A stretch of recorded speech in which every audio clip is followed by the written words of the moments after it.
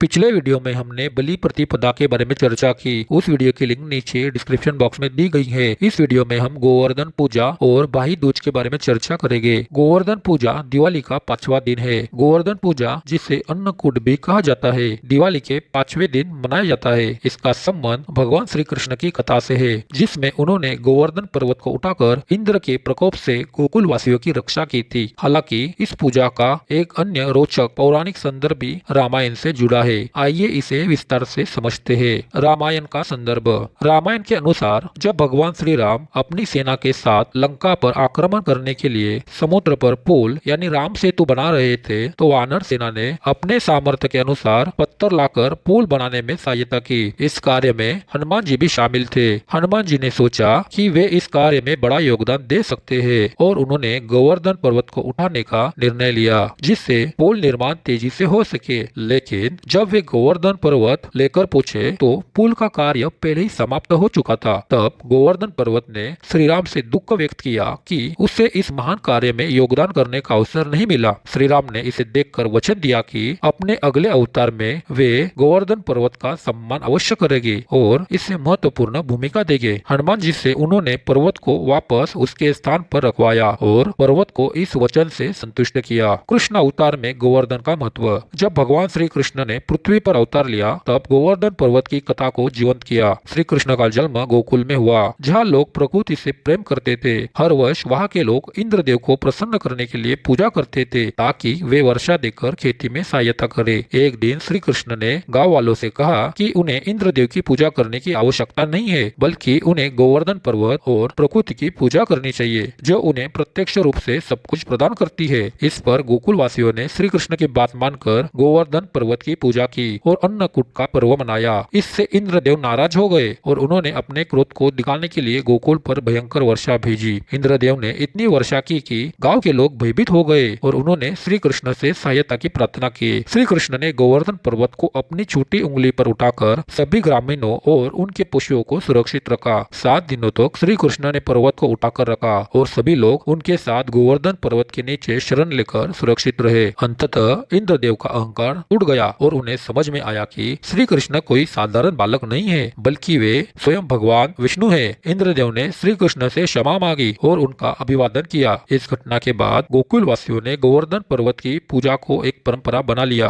आज भी गोवर्धन पूजा के दिन लोग गोवर्धन पर्वत का प्रतीकात्मक रूप से पूजन करते हैं। गांव के लोग अन्नकूट पर्व में भगवान श्री कृष्ण को तरह तरह के पकवान और अन्न का भोग अर्पित करते हैं। इस पूजा का उद्देश्य प्रकृति, पर्वत और जल स्रोतों के प्रति आभार प्रकट करना और उनके महत्व को समझना है। इस दिन घरों में गोवर्धन के प्रतीक के रूप में गोबर से पर्वत बनाकर उसकी पूजा की जाती है और पकवान अर्पित किए जाते हैं। यह पूजा हमें यह भी सिखाती है कि हमें प्रकृति और पर्यावरण का सम्मान करना चाहिए और उनकी रक्षा करनी चाहिए, क्योंकि वे हमें जीवन के लिए आवश्यक सभी संसाधन प्रदान करते हैं। गोवर्धन पूजा का यह दिन हमें सिखाता है कि भगवान श्री कृष्ण के द्वारा दिखाए गए मार्ग पर चलकर हमें अहंकार त्यागना चाहिए, प्रकृति का आदर करना चाहिए और सभी जीवों के प्रति करुणा और प्रेम का भाव रखना चाहिए। दिवाली का छठा दिन भाई दूज या भाऊ बीज के रूप में मनाया जाता है, जो भाई बहन के रिश्ते को और अधिक मजबूत बनाने का पर्व है। इस दिन का संबंध यमराज और उनकी बहन यमुना जी से जुड़ा हुआ है और इसके पीछे की कथा हमें भाई बहन के प्रेम और स्नेह की महत्ता को दर्शाती है। भाई दूज की कथा। पौराणिक कथा के अनुसार यमराज अपनी बहन यमुना जी से बहुत प्रेम करते थे। एक दिन यमराज ने सोचा कि उन्हें अपनी बहन से मिलने जाना चाहिए और उसका हाल चाल लेना चाहिए। जब यमराज यमुना जी के घर पहुंचे तो उनकी बहन ने उनका स्वागत बहुत प्रेम और आदर के साथ किया। यमुना जी ने यमराज को स्नान करवाया और उन्हें अपने हाथों से भोजन करवाया और विविध प्रकार से उनका स्वागत किया। यमुना जी का प्रेम और सेवा देखकर यमराज अत्यंत प्रसन्न हुए। उन्होंने अपनी बहन को यह वरदान दिया कि इस दिन जो भाई अपनी बहन से मिलेगा और उसका सम्मान करेगा, उसके जीवन में आने वाले सभी संकटों से उसे मुक्ति मिलेगी और वह मोक्ष का अधिकारी बनेगा। इस दिन के प्रभाव से यमराज ने अपने अधिकारों का उपयोग करके अपनी बहन के प्रति अपनी दया और आशीर्वाद प्रकट किया। भाई दूज के पर्व से संबंधित एक और कथा, जिसमें भगवान श्री कृष्ण और उनकी बहन सुभद्रा का जिक्र आता है। ऐसा कहा जाता है कि श्री कृष्ण ने नरकासुर का वध किया और अपनी बहन सुभद्रा से मिलने पूछे, तो सुभद्रा ने उनका स्वागत तिलक लगाकर, मिठाई खिलाकर और उनके दीर्घायु की कामना करते हुए किया। इस घटना के बाद से ही यह परंपरा और भी अधिक प्रचलित हो गई। भाई दूज की पूजा में यम और यमुना के साथ श्री कृष्ण और सुभद्रा सुभद्रा की कहानी भी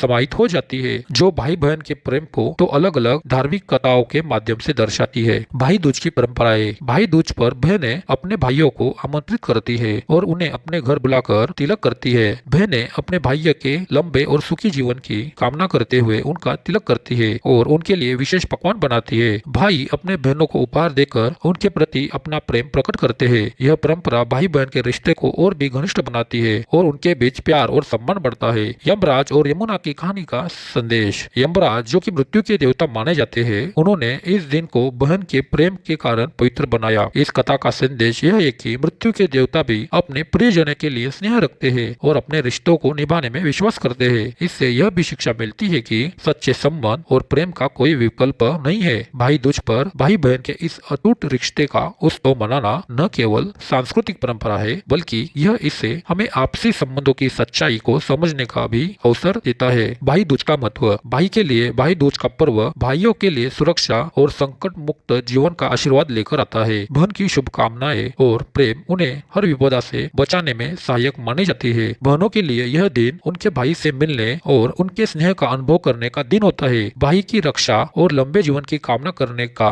यह अवसर उन्हें अपने संबंधों को और भी अधिक मजबूत करने का मौका देता है। भाई दूज का आयोजन। इस दिन बहनें अपने भाइयों के माथे पर चंदन, कुमकुम या हल्दी का तिलक लगाती है और उनके हाथों में रक्षा सूत्र बांधती है। भाई दूज की पूजा में यमराज और यमुना देवी की विशेष आराधना की जाती है और उनकी कहानियों का स्मरण किया जाता है। बहनें अपने भाइयों को भोजन कराती है और भाई बदले में उन्हें उपहार देते हैं। इस अवसर पर दोनों ही एक दूसरे के सुख और समृद्धि की कामना करते हैं। इस प्रकार भाई दूज का पर्व हमें हमारे रिश्तों के प्रति सचेत रहने और उनके प्रति आदर और प्रेम को बनाए रखने की प्रेरणा देता है। यह दिन भाइयों और बहनों के रिश्ते को पवित्रता, स्नेह और विश्वास से भरपूर बनाने के लिए एक विशेष अवसर है। इस तरह से हमने गोवर्धन पूजा और भाई दूज के बारे में चर्चा की। ऐसी और अधिक जानकारी पाने के लिए हमारे चैनल को जरूर सब्सक्राइब करें। धन्यवाद।